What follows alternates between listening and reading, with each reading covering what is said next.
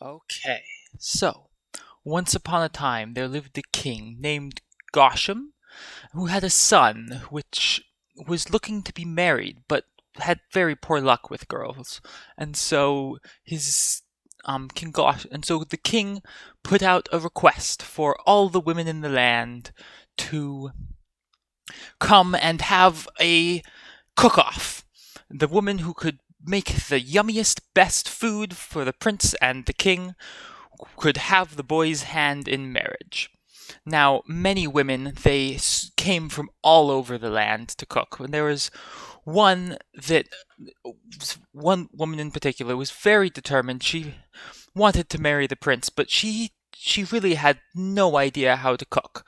And so she tried and she just couldn't work and she went off and somewhere in her inspiration, she found this sheep that seemed like it might be very yummy. Unfortunately, it had very thick fur that she couldn't shear through. And so as she walked back home, sad and depressed with this sheep in tow, the sheep stumbled and rolled down a hill into a farm.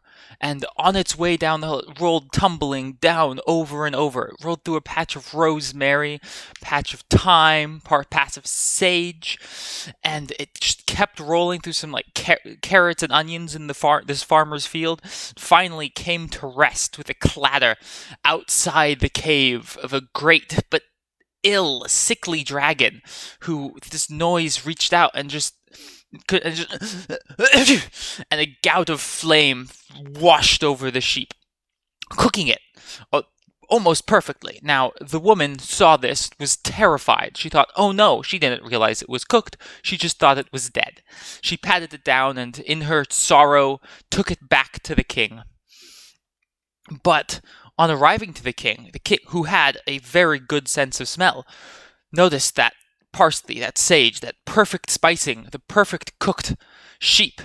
And in that instant, this woman, that is the most perfect meal I have seen. You, woman, may marry my son.